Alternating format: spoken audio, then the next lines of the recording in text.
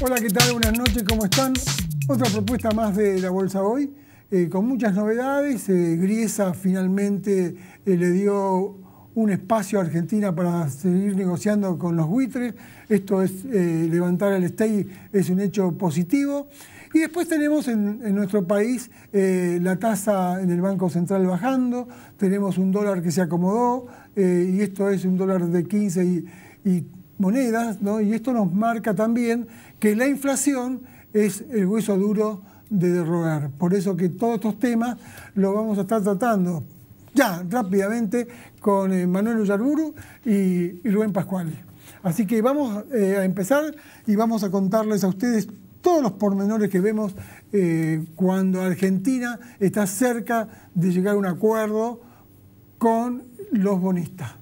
Bueno, ¿qué tal, Santiago? ¿Cómo te va, muy bien, Manuel? muy bien, un placer estar acá. Bueno, arrancamos el tema de la semana, que va a ser si Griesa finalmente, que ahora le pasó la pelota al Congreso, digamos. Ahora depende del Congreso levantar la ley Cerrojo y de pago soberano, ¿sí?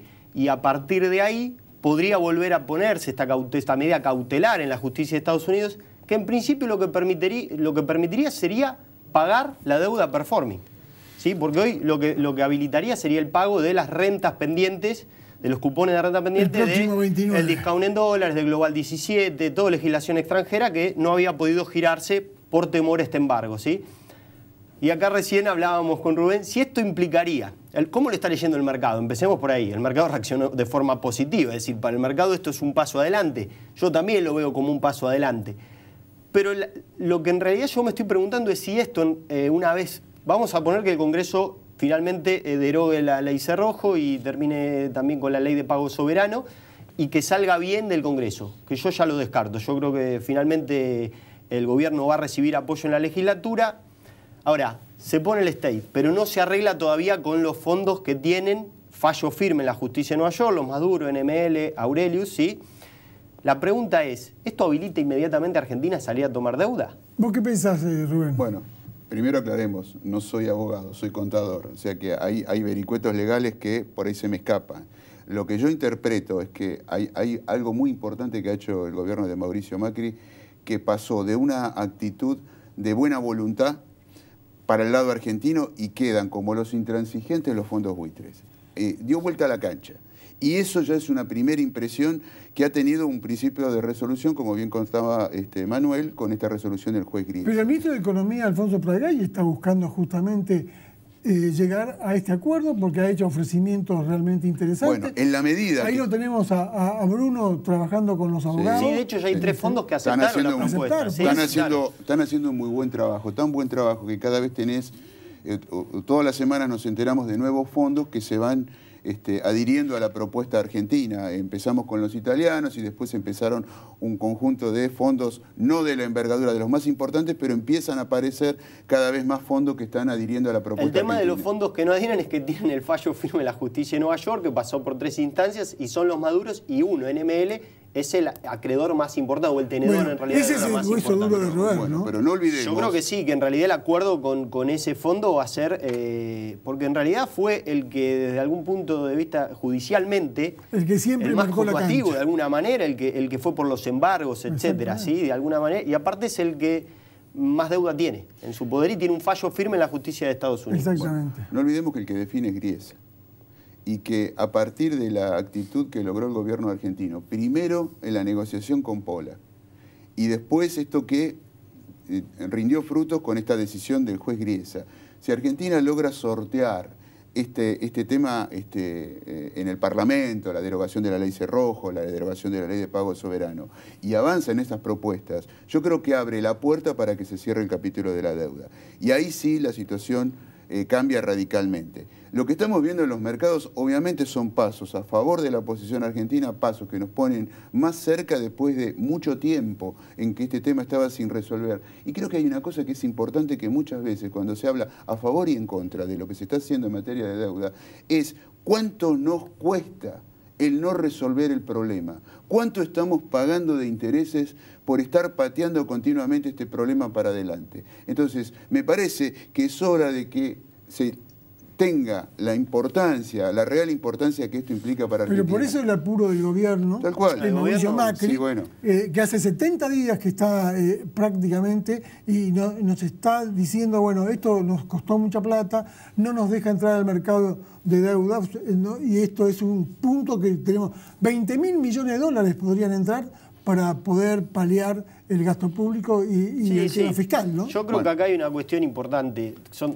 dos puntos distintos. Uno es cerrar el default, que creo que es lo que todos queremos, es lo que, en definitiva, vamos a volver a la normalidad, vamos a poder tomar nuevamente deuda a tasas razonables con un acceso a los mercados voluntarios de deuda internacional, y eso es muy importante y el mercado está respondiendo. Y a tasas, en realidad, tasas que nunca existieron en el periodo anterior porque no hubo colocaciones, salvo el Bodén 15, que fue inaudito, una colocación que terminó comprándolo Venezuela a una tasa exorbitante finalmente. Bueno, el 15, el 17, el 24. Bueno, eso, pero sí, YPF financiándose al 10%, sí, al 5%, cuando Bolivia se financiaba 5 años a tasas del 5%, o sea, todo al revés. Ahora, eso es un paso. Yo creo que en realidad a mí lo que me importa es finalmente que se pueda salir a tomar deuda, porque el gobierno ha elegido un gradualismo fiscal de alguna manera. Puede gustar más o menos, pero políticamente era muy complicada la situación, realmente era una situación acuciante. Ese gradualismo fiscal necesita que el gobierno tome deuda, porque no hay otra manera. Entonces, incluso Manuel, en el corto plazo esa deuda se va a tomar para pagar déficit fiscal. O sea, hay una cuestión que es real. Hay un tema de las provincias. Sí, pero ¿por qué Argentina viene tan complicada? Porque es la herencia recibida. ¿Por qué tenemos con el tema de la electricidad, con el gas ahora que quieren ya prácticamente ponerlo a partir de marzo? Porque es un tema fiscal. Por eso mismo salir a tomar deuda es tan importante en este momento, porque, digamos, de alguna manera eso va a permitir suavizar las correcciones. Si el gobierno quisiera salir a corregir todo esto de golpe, realmente ahí necesitaría un ajuste feroz de la economía. Es que la idea es cerrar ese bache que hay, ese déficit, primero, de alguna manera tratando de ser más productivo con el gasto, para no hablar de ajuste, pero hay gastos que realmente son improductivos, y segundo, para tener que darle menos a la maquinita. Entonces, ahí está la razón. Eso va a influir en una menor tasa de inflación, ya hay un 20% en una menor tasa emisión, de interés, ¿no? Y probablemente si se toma deuda a plazo lo suficientemente largo se puede distribuir las cargas en el tiempo, lo cual terminaría siendo positivo para la economía. Yo tenía dudas con el tema político, porque esto hay que aprobarlo por el Congreso. Creo que la necesidad, tal vez si no tuviera esta necesidad, la cosa hubiera sido más complicada, que tienen las provincias, que también tienen su propio problema, van a lograr o le van a permitir a Macri, sobre todo en el Senado, tener los apoyos que necesita. Seguramente. Bueno, el economista y el operador están prácticamente en acuerdo, ¿no?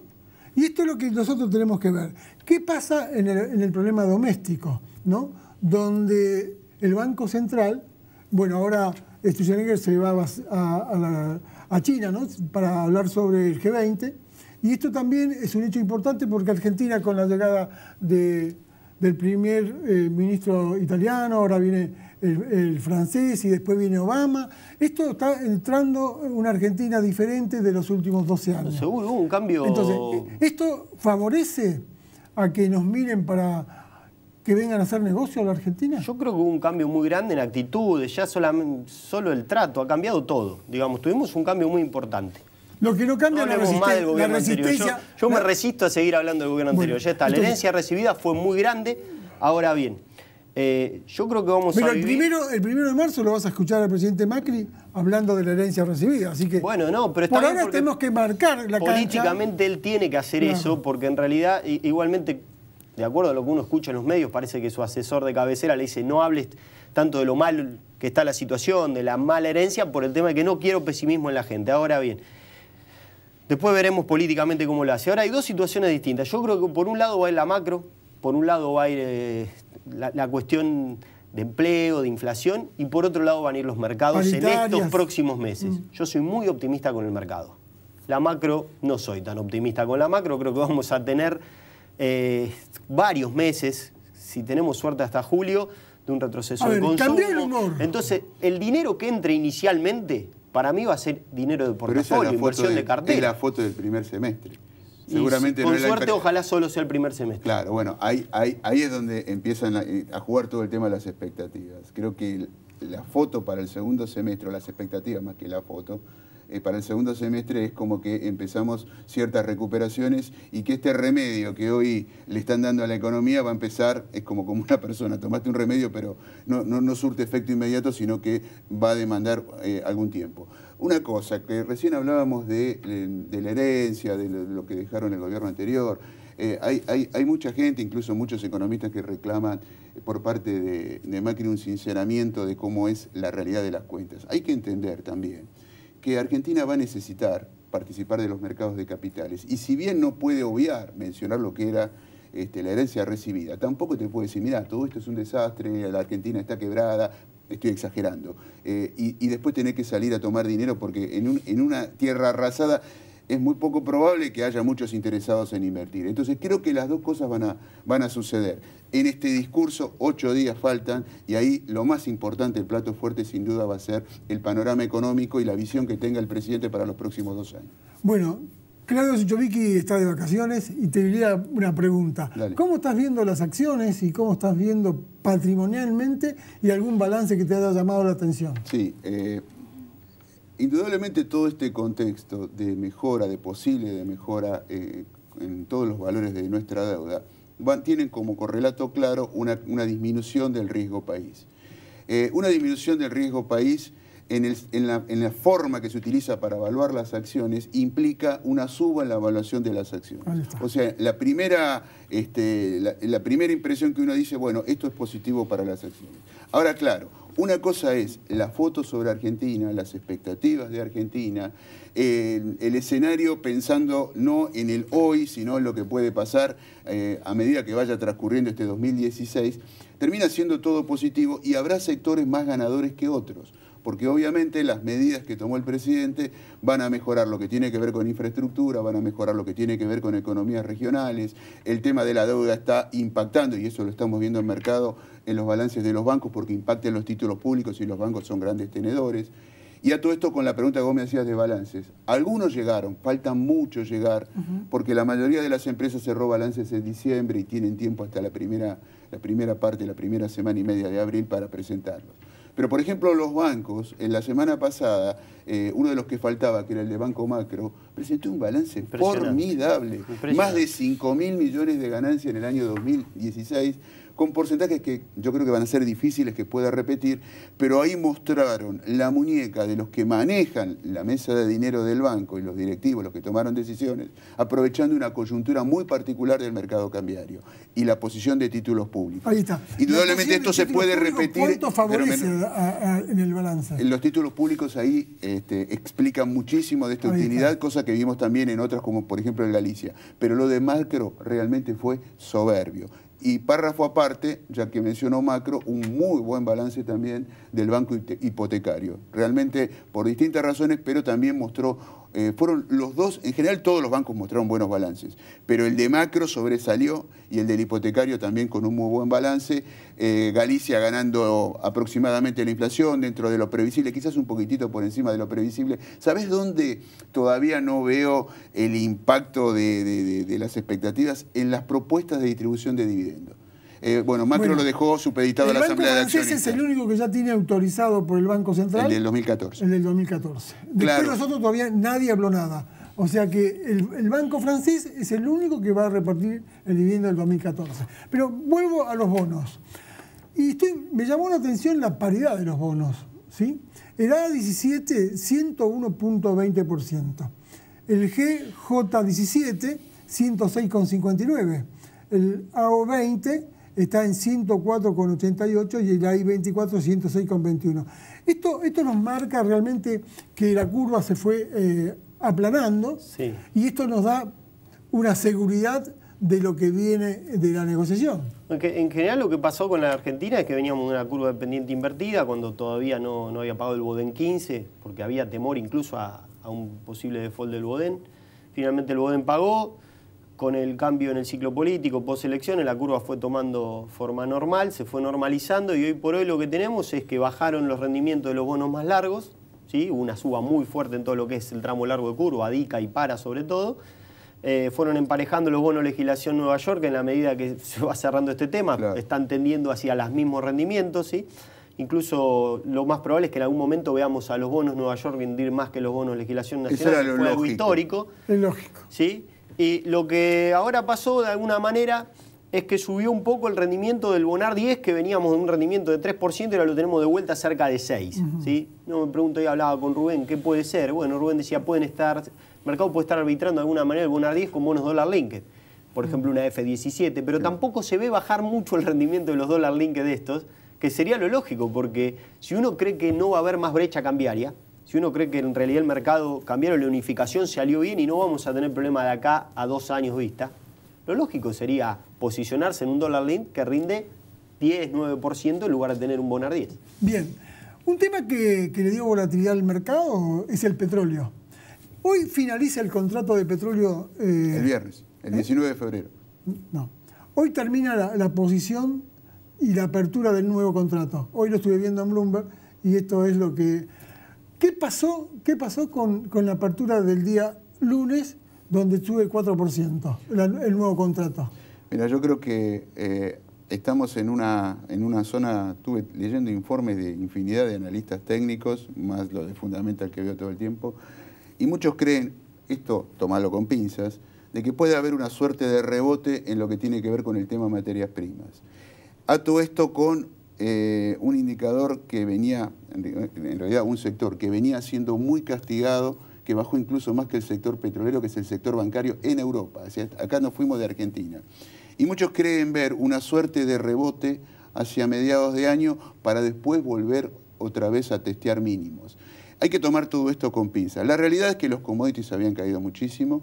En el tema del petróleo hubo muchas noticias en los últimos tiempos. Hay expectativa de que esta suerte de acuerdo que lograron... La OPEP y está buscando Arabia, faltaba Rusia, Venezuela, de mantener el statu quo de la producción. Pareció que Irán se sumaba a esto y esto hizo que el petróleo primero mantuviera precios y después recuperar el nivel de los $30. Sobre el cierre de la semana anterior hubo algunos comentarios de los árabes que decían que bueno, que en realidad era todo bastante relativo. Bueno, hoy volvieron otra vez el optimismo. Creo que es un rebote de precios, por ahora. Rubén Pascuali, Manuel Ibarburu, gracias. Hemos terminado. Tenemos una entrevista con una persona que fuimos a buscar de Ledesma para hablar qué pasa en Jujuy con Ledesma, y esto es lo que vamos a ver después del corte.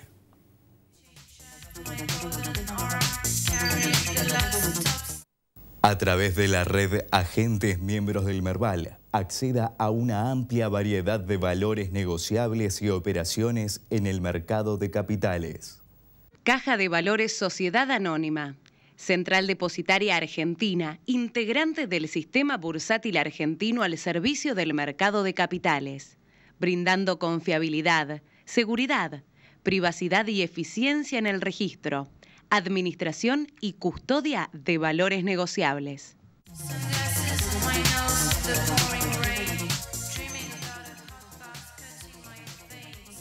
Bien, volvimos y ahora sí vamos a estar con...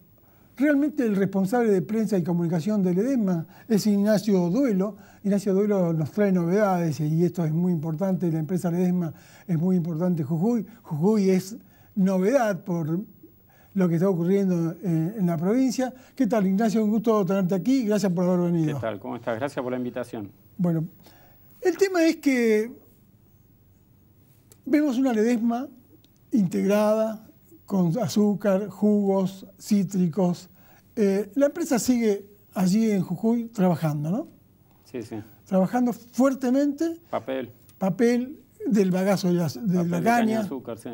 Bueno, y todo esto muestra un incentivo muy especial para la empresa. O sea, que nosotros tenemos un programa que cotiza en bolsa, ¿no? El programa de la bolsa, que ustedes cotizan en bolsa, perdón. Y esto es lo que quería marcar. Pero también se dedica a la parte social, ¿no? Y la parte social en Jujuy, precisamente, están construyendo algo así como 900, 1000 casas. 1000 viviendas, sí. 1000 viviendas. Sí. Eso es parte de un programa que tiene Ledesma global de ahí relación con la comunidad, ¿no? Ledesma tiene una fuerte impronta social en Jujuy, Y bueno, no es la primera vez que hace viviendas en Jujuy, ya que en el pasado, hace ya más de 40, 50 años, construyó más de 5.000 viviendas para la gente que trabajaba en Ledesma. Y bueno, hace unos años la empresa vio ahí que otra vez había problemas de vivienda entre los habitantes de ahí de Libertador y Calilegua, que es la zona de Yungas donde está el ingenio Ledesma, y decidió llevar a cabo una inversión para dotar de viviendas a esos empleados que carecían de ella. Y bueno, ahí realizó una inversión de 250 millones de pesos. ¿Cuántos empleados tiene Ledesma en Jujuy? Ledesma tiene, el total de la empresa tiene casi 8.000 empleados, pero en Jujuy hay 6.350 aproximadamente, ¿no? 1.000 viviendas son pocas, ¿no? Bueno, lo que pasa es que muchos empleados ya tienen su propia casa y de hecho Ledesma les ha construido la vivienda en otra época, pero bueno, se van agregando nuevos empleados o hijos de empleados que cuando sus padres se jubilan entran a la empresa a trabajar y que vivían con sus padres y después se mudaron porque se casaron y tuvieron hijos, entonces ahí hay como un recambio generacional. Y bueno, justamente el otro día escuchaba el cuento de un beneficiario de estas viviendas que decía que él había recibido una vivienda de Ledesma hace 20 años. Un reportaje a cualquiera que... Sí, cosas que nos cuentan los vecinos ahí en la comunidad.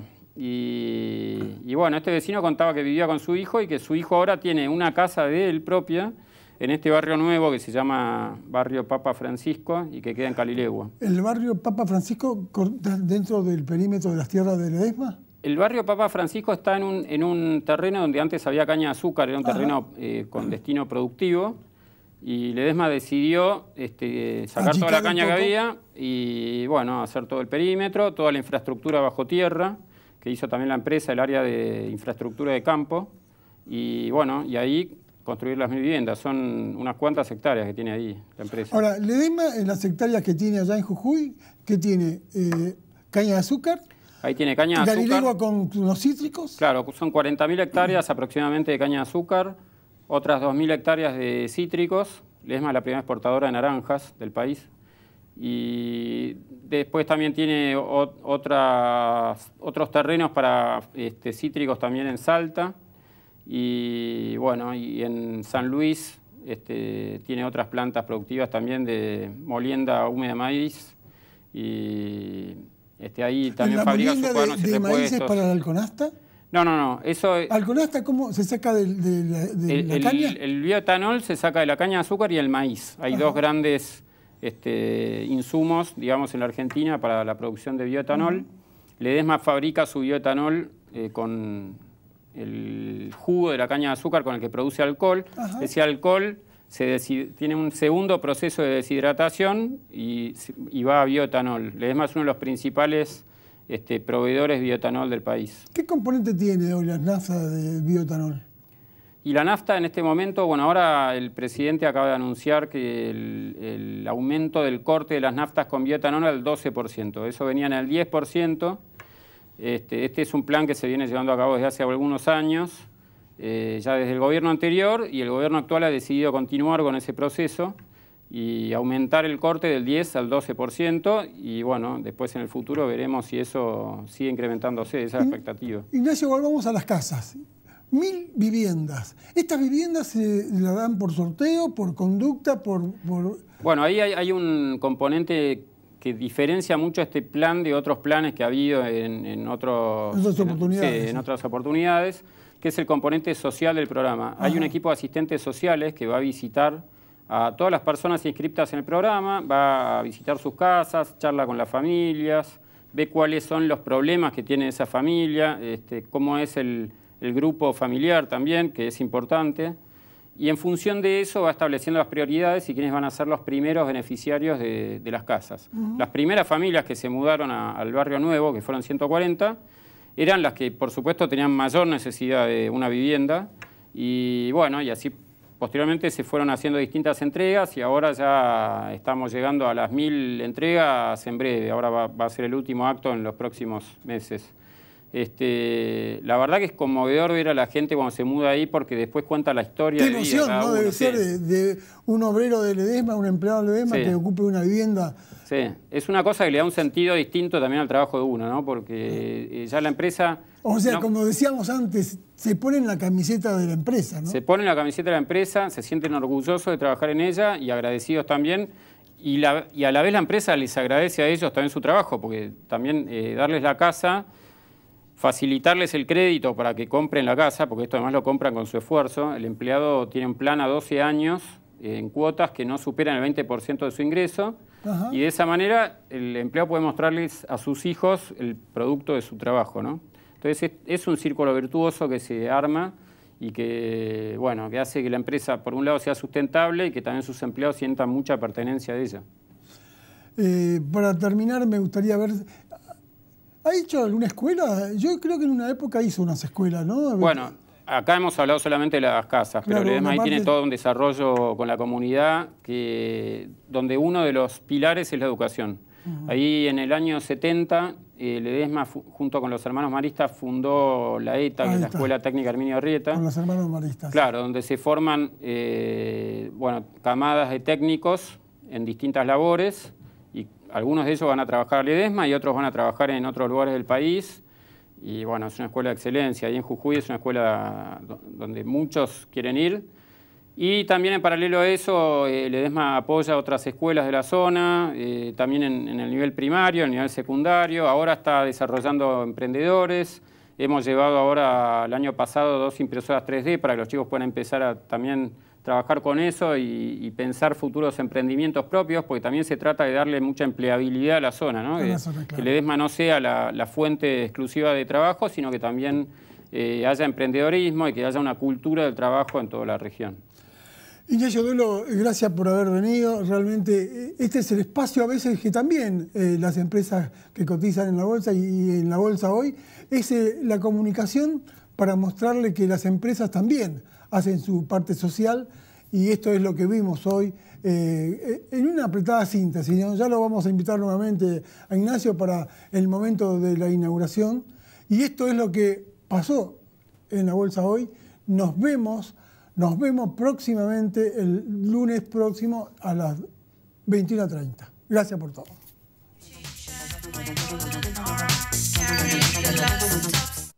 A través de la red Agentes Miembros del Merval, acceda a una amplia variedad de valores negociables y operaciones en el mercado de capitales.